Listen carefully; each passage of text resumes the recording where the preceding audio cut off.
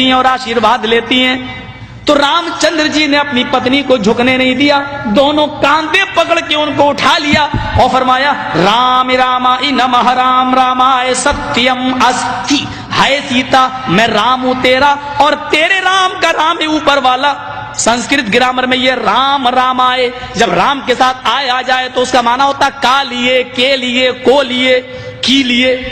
राम रामाय, राम के लिए नमः, नमस्कार करो, झुको, यानी अपने राम के सामने नहीं बल्कि उस राम के सामने जो तेरे राम का भी राम है। ऐ सीता, मैं तेरा राम हूं और तेरे राम का राम है ऊपर वाला। राम रामाय नमः, अपने राम को प्रणाम न कर बल्कि उस राम के सामने झुक जो तेरे भी राम का राम है। इसलिए हिंदुओं में जब कोई मर जाता तो कहते हैं राम राम सत्य है। अर्थी देते वक्त शमशान घाट में ले जाते वक्त क्या कहते हैं? राम राम सत्य है। अब बदल दिया, कहने लगे राम नाम सत्य है। हालांकि संस्कृत नहीं बदल सकते। राम रामाय सत्यम अस्ति, राम का राम सच्चा है, यानी राम राम सच्चा है। मतलब ये हुआ हाय मरने वाले तू मर गया, अब रामचंद्र जी तेरी जिंदगी के मालिक नहीं, अब तो राम का राम जाने की तेरे साथ क्या मामला होगा, तूने अमल कैसे किए, तूने करतूत कैसे किए, राम का राम ही सच्चा है। फमन यामल मिस्काल ज़र्रतिन खैरन यरा वमन यामल मिस्काल ज़र्रतिन शर्रन यरा। एक नहीं 1,00,000 कुरान खानी कर डालो, एक नहीं 1,00,000 कुरान पढ़ के मरने वाले पे बख्श दो, मरने वाले को कुछ भी सवाब नहीं मिलेगा। उसकी अपनी जिंदगी में जो उसने अमल किए होंगे वही उसके काम आएंगे। अगर कुरान खानी करके किसी को बख्शने से सवाब मिलता होता और कोई आदमी जन्नत में जाने वाला होता, कुरान के बख्शने से तो इंदिरा गांधी तो जन्नतुल फिरदौस की वारिस हो जाएगी। हमारा बाप मरता है तो एक कुरान पढ़ा जाता है ना। इंदिरा गांधी मरी तो जमीर फरोश कठमुल्लाओं ने, अपने जमीर और अपने ईमान को बेचने वाले मुल्ला और मौलवियों ने उसकी समाधि पर 3 कुरान खानी की है, सिर्फ कांग्रेस से पैसा वसूल करने के लिए। 3 कुरान, एक कुरान जिस पर पढ़ के बख्श दिया जाए तुम्हारा बाप जन्नत में चला जाए, 3 पढ़े जा रहे हैं, क्यों नहीं जाएगा? साहब वो काफिर है। काफिर कहां है? नहीं, वो कलमा नहीं पढ़ता। जो कलमा तुम पढ़ते हो वो भी तो वही कलमा पढ़ता है। तुम कहते हो ला इलाहा इल्लल्लाह मुहम्मदुर रसूलुल्लाह, उसके यहां पर भी तो यही कलमा लिखा हुआ है। अथर्ववेद के 20वें कांड में, और पंडित मरने से पहले अपने बेटे को वही अंकही के जुमले सिखलाता है।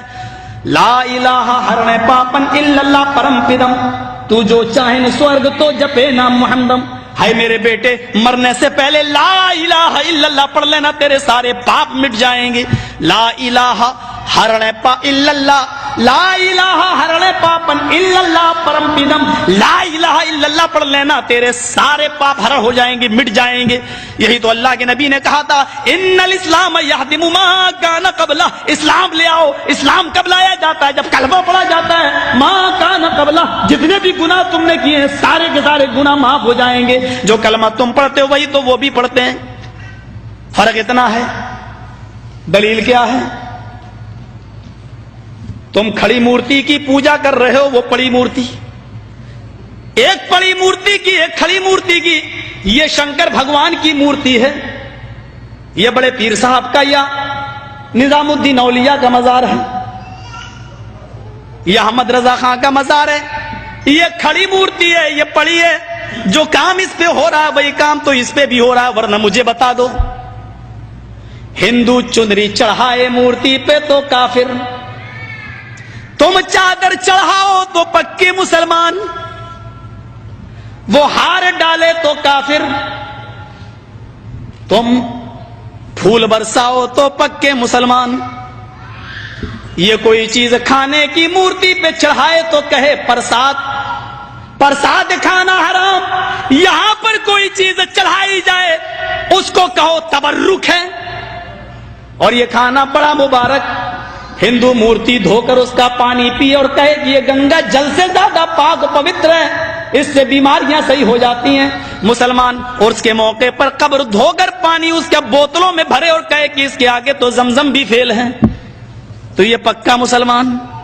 جو کام اس پہ ہو رہا ہے وہی کام تو اس پہ ہو رہا ہے. اور آج میں فتویٰ دینے کا آدمی نہیں ہوں، لیکن آج جذبات میں ہوں، میں یہ فتویٰ دے کے چلا جاتا ہوں. میرے پیارے ساتھیوں، اللہ کی قسم، اگر بھارت کے اور پاکستان کے، ہندوستان اور پاکستان کے، ہندوستان کا یہ 20 کروڑ مسلمان اور پاکستان کا وہ 15 کروڑ 10 کروڑ مسلمان، اگر یہ چادر چڑھانے کے بعد، چنری چڑھانے کے بعد، تبرک کھانے کے بعد اگر یہ جنت کے اندر چلا گیا تو کعبے کے رب کی قسم کھا کے کہتا ہوں کہ بھارت کا 60 کروڑ ہندو بھی ایک ایک کر کے جنت میں چلا جائے گا.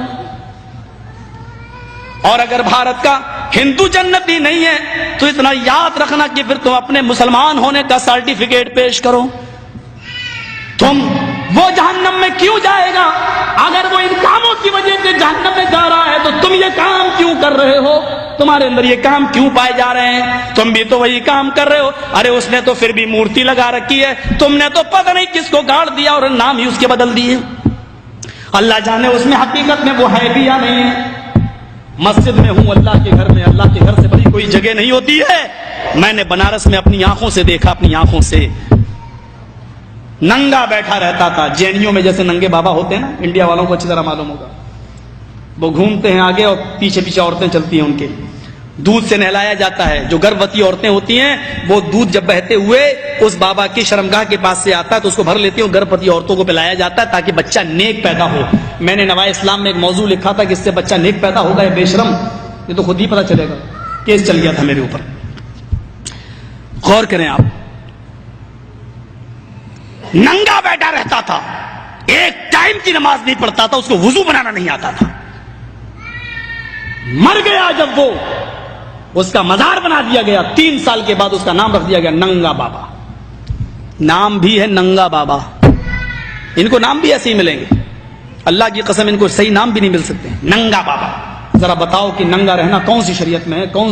کون سا مذہب ننگا رہنے کی تعلیم دیتا ہے؟ کون سی تہذیب ننگا رہنے کی؟ اور یہ نام تک رکھا گیا ننگا بابا. بابا پر رکھا ہوا ننگا بابا باقاعدہ. جیسے بریلی کے اندر تھا ایک کتا بابا، اب تو بدل دیا لوگوں نے، کہتے کتب بابا، کتب کر دیا. لیکن رکشے والے سے کہو کتب شاہ کے مزار پہ جانا تو جانتا ہی نہیں جب تک یہ نہ کہو کتا بابا.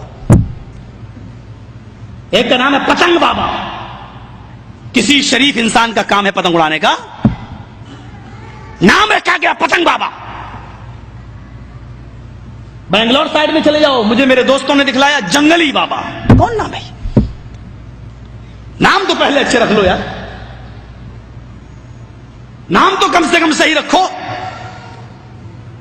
یہ تو جو یہاں ہو رہا ہے وہ کام یہاں ہو رہا ہے.